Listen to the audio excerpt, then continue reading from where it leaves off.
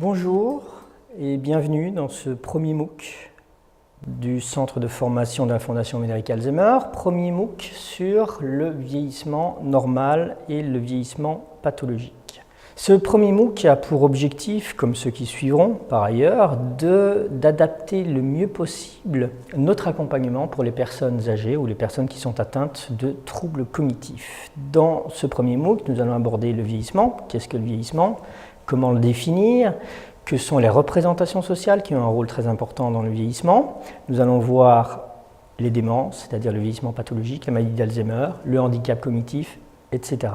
Ce MOOC va être structuré en 6 séquences. Chacune durera environ une vingtaine de minutes et vous pourrez les voir toutes les 2 à 3 semaines environ, ce qui vous permettra d'approfondir le contenu, de répondre aux quiz entre les séquences et à la fin du MOOC, vous aurez la possibilité de certifier votre formation. Venons-en donc au sommaire. Lors de cette première séquence, donc aujourd'hui, nous allons voir le vieillissement, définir le vieillissement, l'espérance de vie, etc. Lors d'une seconde séance, dans quelques semaines, nous parlerons des représentations sociales. Nous allons définir, aborder et remettre en question nos représentations sociales, car ce sont elles qui modulent nos attitudes et nos prises de décision face aux personnes qui ont des troubles cognitifs.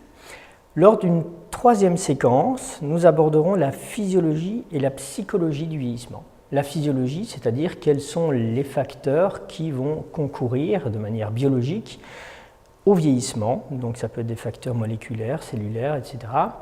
Et nous évoquerons également lors de cette séquence la prévention du vieillissement. En séquence 4, nous allons nous attaquer au vieillissement pathologique. Qu'est-ce que le vieillissement pathologique ? Ce sont les démences, c'est la maladie d'Alzheimer, ce sont les troubles cognitifs. Nous allons décrire chacune de ces pathologies et voir comment nous pouvons y faire face. Lors de la 5e séance de notre MOOC, nous serons vraiment au cœur de cette formation. Nous allons voir la maladie d'Alzheimer. Qu'est-ce que c'est que la maladie d'Alzheimer ? Quels en sont les principaux troubles et qu'est-ce qu'on peut faire par rapport à cette maladie ? Lors de la dernière séquence, nous allons nous intéresser au modèle du handicap et voir ce que le modèle du handicap, avec principalement la notion de handicap cognitif, peut apporter à l'accompagnement des personnes qui ont des troubles cognitifs. Voilà pour le sommaire. Nous passons tout de suite au vieillissement, à cette première séquence. Une définition du vieillissement. Comment peut-on définir un processus aussi complexe ? Effectivement, c'est le résultat de nombreux facteurs qui sont intriqués. Des facteurs génétiques, moléculaires, cellulaires et des facteurs environnementaux qui se conjuguent entre eux pour faire avancer, pour altérer ou pour retarder le vieillissement. Le vieillissement, ça commence très tôt, chez l'homme à partir de 25 ans. Oui, 25 ans. 25 ans, c'est la maturité, c'est la fin de la croissance et c'est le sommet biologique. Après 25 ans, ça commence à décliner dans l'autre sens. Alors le vieillissement, c'est un processus assez lent, quoique c'est relatif, assez lent, progressif et inéluctable. On peut reconnaître un vieillissement normal, naturel, on finit notre vie dans notre lit à 95 ans, on ne se réveille pas un matin, c'est quelque part le vieillissement idéal, ou un vieillissement pathologique, c'est-à-dire qui va être atteint, contraint par une maladie, quelle qu'elle soit, le diabète, le cancer, la maladie d'Alzheimer, une démence, etc. Alors pourquoi vieillissons-nous si c'est aussi difficile, aussi compliqué ? Est-ce que le vieillissement a un intérêt pour les êtres vivants ? D'ailleurs, nous verrons en séquence 3 que tous les êtres vivants ne sont pas égaux face au vieillissement. Certains arrivent à vivre plus longtemps et d'autres même à s'affranchir du vieillissement. Nous verrons ça en séquence 3. En ce qui nous concerne, la question qui se pose, c'est, vu qu'il y a un vieillissement pathologique et que le vieillissement, c'est quand même la fin de la vie, en quoi est-ce que ce vieillissement a un sens ? Alors, je ne vous le cache pas, on n'a pas encore de réponse définitive à cette question-là. Ça reste une énigme. Mais nous avons des éléments assez probants, notamment du côté de la génétique. En effet, les gènes se transmettent de génération en génération. En ce sens, il n'y a ni naissance ni mort, juste une transmission en continu. Donc, d'un point de vue génétique, le vieillissement n'existe pas. Ainsi, il semblerait que la raison sexuelle soit la raison du vieillissement. L'évolution semble avoir privilégié l'espèce et non pas l'individu. Ainsi, on ne peut pas donner vraiment tort à ce principe d'évolution, puisque en privilégiant l'espèce et non l'individu, effectivement, on peut dire que l'homme n'est pas vraiment une espèce en voie de disparition. Maintenant, nous allons parler d'épidémiologie et d'espérance de vie. L'épidémiologie, c'est l'étude des facteurs, des déterminants et de la répartition des maladies, d'où le terme épidémiologie. En ce qui nous concerne, l'épidémiologie, ça va être surtout donc, cette épidémiologie du vieillissement avec l'espérance de vie qui vient impacter le vieillissement. L'espérance de vie, c'est cette durée moyenne d'existence entre la naissance et la mort qui dépend du contexte historique. Par exemple, au jour d'aujourd'hui, les enfants qui naissent, les bébés, ont une espérance de vie qui approche les 100 ans. Ça n'a pas été le cas toujours à toutes les époques. À l'heure actuelle, l'espérance de vie est de 85 ans pour les femmes et 79 ans pour les hommes. On a gagné environ 14 années depuis les années 60, et c'est beaucoup. Mais si on regarde bien ce graphique, nous pouvons constater qu'en 1789, c'était vraiment une espérance de vie très faible. 27 ans pour les hommes, 28 ans pour les femmes. Effectivement, vous me direz qu'il y avait les guerres, la Révolution française, les famines, la malnutrition et puis la mortalité infantile, effectivement. Mais si on remonte en 1865, par exemple, on remarque 39 ans d'espérance de vie pour les hommes, 40 ans pour les femmes, ce n'est pas extraordinaire non plus. En fait, il faut attendre les années 60 pour voir un bond très important en avant avec une espérance de vie qui va dépasser les 65 ans, 67 ans pour les femmes et 65 ans pour les hommes, par exemple. Alors pourquoi ce bond en avant ?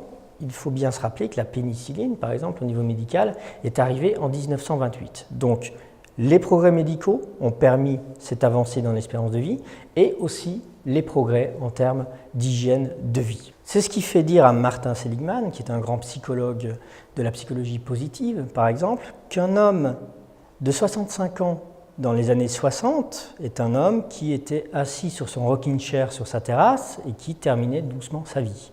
À l'heure actuelle, en 2015, un homme de 65 ans, il n'est pas rare qu'il fasse le marathon de New York. On voit donc qu'en termes d'espérance de vie et de vieillissement, on a passé véritablement une époque. Encore faut-il faire la distinction entre l'espérance de vie à la naissance et l'espérance de vie en bonne santé. Car si on gagne des années d'espérance de vie, si c'est pour les passer dans la maladie, ça n'a pas beaucoup d'intérêt. Alors, est-ce que ces années gagnées sont des années de bonne vie, entre guillemets ? On a l'impression que oui.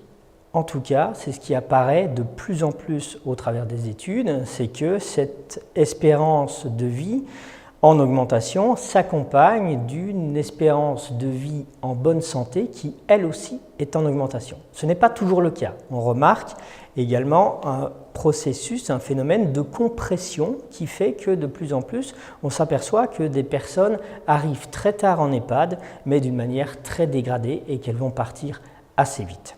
Dernière petite distinction, vous avez remarqué une différence entre l'espérance de vie des hommes et des femmes. En ce qui concerne la France, 79 ans pour les hommes, 82 ans pour les femmes, c'est un peu en dessous de la moyenne européenne qui est d'environ 5,5 ans. Pourquoi cette différence ? On a remarqué d'une part que les hommes étaient beaucoup plus sujets à des maladies du type cardiovasculaire, des AVC, des cancers ou d'autres types de maladies de cet ordre-là. Alors ça pourrait venir d'une problématique socioculturelle, c'est-à-dire que dans les années 50-60, les hommes et les femmes ne vivaient pas de la même manière qu'aujourd'hui. Par exemple, les hommes fumaient beaucoup plus, buvaient beaucoup plus d'alcool et consommaient beaucoup plus de viande rouge. Ceci peut expliquer la différence qui, dans 1 ou 2 décennies, ne se remarquera peut-être pas. Voyons voir à présent l'épidémiologie en France et dans le monde. Comme vous pouvez le voir sur cette carte, effectivement, on ne vieillit pas de la même manière dans tous les pays du monde. Si le vieillissement s'est allongé pour la majorité des pays du globe et que dans la plupart des pays du globe à l'heure actuelle, on dépasse allègrement les 50 ans, effectivement, on n'a pas la même espérance de vie en Afrique noire et en Europe. Donc les pays à faible revenu ont une espérance de vie qui reste plus faible. Alors effectivement, on va avoir des guerres, on va avoir des maladies, on va avoir de la mortalité infantile et on va avoir un manque d'accès aux médicaments qui peuvent impacter cette espérance de vie dans certains pays du monde. Au niveau des pays à revenus développés, l'espérance de vie augmente de manière significative, comme on l'a vu, et elle augmente de plus en plus. Alors pourquoi est-ce qu'elle augmente à ce point-là, même si on écarte un petit peu les facteurs de mortalité qu'on a vus précédemment? Est-ce que c'est simplement le côté développement, le côté industriel qui permet que cette espérance de vie s'allonge? Pas seulement, parce que si on regarde deux cas de figure spécifiques, Okinawa par exemple qui se trouve au Japon, dans l'archipel du Japon, et puis la Suède, certains facteurs vont amener ce qu'on appelle une prévention du vieillissement. Alors nous allons voir un tout petit peu ces deux cas pour comprendre pourquoi le vieillissement peut évoluer dans un sens ou dans l'autre. Okinawa, par exemple, donc qui se trouve dans l'archipel du Japon, est une île sur laquelle on retrouve le plus de centenaires au monde. Et non seulement le plus de centenaires au monde, mais le plus de centenaires en bonne santé. Alors qu'est-ce qui fait que ces centenaires restent en bonne santé? Ils ont remarqué, au niveau des études, d'une part, qu'à Okinawa, l'alimentation était beaucoup plus équilibrée qu'ailleurs et beaucoup moins calorique. 200 aliments très diversifiés, avec 80% de végétaux, très peu de viande, beaucoup de poissons, et un bol alimentaire, comme on dit, avec une ration calorique qui ne dépasse pas le nécessaire. Et ça permet à ces habitants d'Okinawa de vivre beaucoup plus longtemps. Le deuxième point, toujours à Okinawa, c'est l'activité physique. Donc les habitants de cet archipel, du Japon, Okinawa, c'est là qu'est né le karaté, par exemple, font beaucoup d'activités physiques au quotidien. De la marche, de la danse et effectivement des arts martiaux. Dernier point, au niveau d'Okinawa, ils ont des relations interpersonnelles, des relations sociales qui sont beaucoup plus développées que dans nos pays occidentaux où l'individualisme est malheureusement de mise. Si on compare Okinawa avec la Suède, par exemple, on va voir quelques points communs. Alors la Suède, c'est un pays occidental, c'est un pays européen, c'est un pays industrialisé, mais c'est le pays d'Europe où l'espérance de vie est actuellement le plus élevée. Donc il y a matière à comparer avec Okinawa. Et cette comparaison nous amène à voir déjà qu'au niveau de l'alimentation, il y a des points qui sont similaires. D'une part, à Okinawa, beaucoup de végétaux et beaucoup de poissons, et en Suède, pareillement, énormément de poissons, très peu de viande, et beaucoup d'aliments qui ne sont pas du tout transformés. Donc le régime d'Okinawa et le régime alimentaire de la Suède est relativement similaire. En Suède, il y a effectivement également beaucoup de relations interpersonnelles avec une société qui est très axée sur tout ce qui est problèmes sociaux, sur tout ce qui est développement d'activités pour les personnes âgées, avec des seniors qui travaillent aussi beaucoup plus longtemps. Donc on voit que ces deux pays vont nous amener des facteurs très intéressants lorsqu'on va parler de la prévention. Venons-en enfin à l'épidémiologie en France.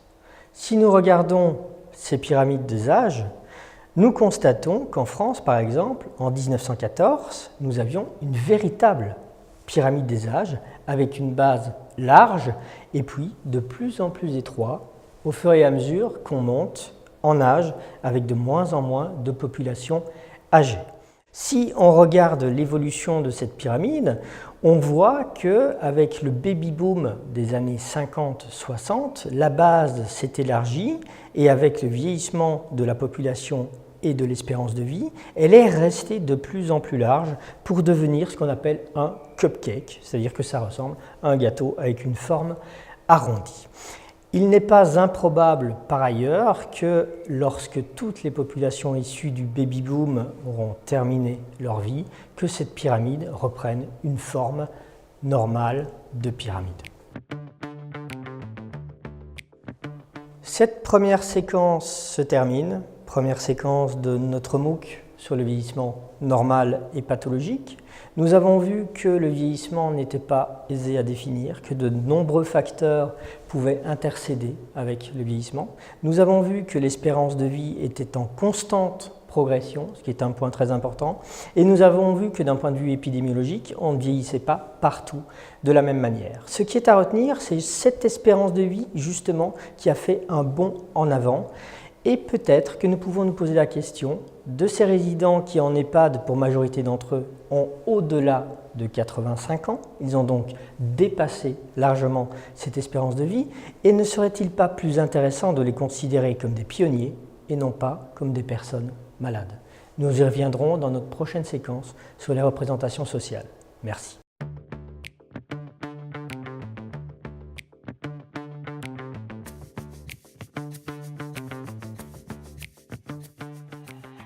Assurément démographique, puisque c'est l'Institut national des études démographiques, l'INED, qui produit chaque année cette statistique. En revanche, c'est un indicateur très important parce que lorsqu'on veut étudier l'état de santé d'une population, on l'évalue à partir de la maladie. Donc en étudiant la maladie, on espère, par le négatif de la photo, étudier l'état de santé. La difficulté, c'est qu'il n'existe pas la maladie, mais les maladies. Donc on a étudié un indicateur qui reprend l'ensemble des maladies et qui reprend une conséquence assez grave qui est la mort. Donc en étudiant la mortalité, on étudie de manière indirecte la santé. Et avec la mortalité, vous voyez, on se rapproche du concept d'espérance de vie parce qu'avant de mourir, eh bien, on vit. Donc cette quantité de vie nous permet d'évaluer l'état de santé d'une population. Et aujourd'hui, à côté de la quantité de vie, on va s'intéresser à la qualité de vie et on a créé un indicateur qui est l'espérance de vie sans incapacité.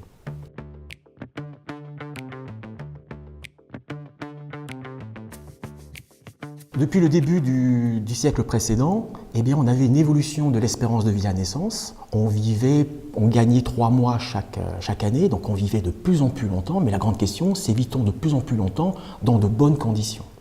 Alors on a créé cet indicateur qui est l'espérance de vie en bonne santé, qu'on appelle également espérance de vie sans incapacité.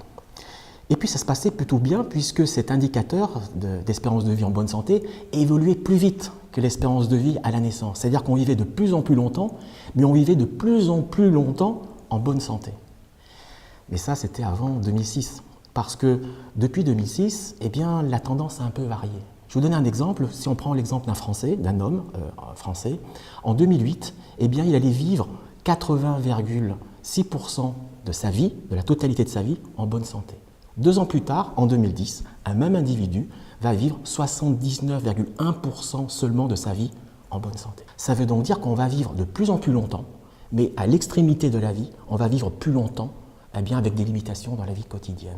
Alors l'espérance de vie sans incapacité, ce sont bien sûr les limitations fonctionnelles de la vie, parce qu'en vieillissant, on entend moins bien, on voit moins bien, on sent moins bien les choses, on a une diminution des capacités physiques, psychiques, cognitives, etc.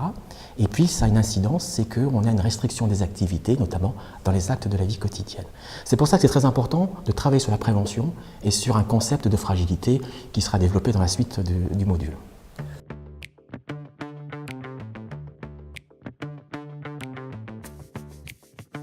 Alors, le vieillissement d'une population, ce n'est pas l'addition du vieillissement individuel. Le vieillissement individuel, on sait ce que c'est, on a tous des parents, on a tous des grands-parents qui vieillissent, et puis malheureusement nous-mêmes nous vieillissons. Mais qu'est-ce qu'une population qui est vieillie et à partir de quand peut-on dire qu'une population est vieillissante? Alors la définition, une population elle vieillit quand on constate un double mécanisme. La proportion de ceux qui ont plus de 65 ans, cette proportion, elle va augmenter par rapport à l'ensemble de l'effectif de la population. Et en parallèle, la tranche inférieure, c'est-à-dire ceux qui ont moins de 15 ans, eh bien cette proportion, elle va diminuer. Et dans un deuxième temps, la tranche intermédiaire, c'est-à-dire ceux qui ont entre 15 et 64 ans, eh bien le centre de gravité va progressivement monter vers le haut. Le fameux seuil, c'est à partir de quand on vit une population vieillissante, eh bien lorsque la proportion de ceux qui ont 65 ans et plus atteint ou dépasse le seuil de 12%. Et pour vous donner l'exemple français, eh bien en 2005, nous sommes à 16,4%, donc bien au-dessus de 12%, et en 2030, les projections nous amènent vers 23,6%.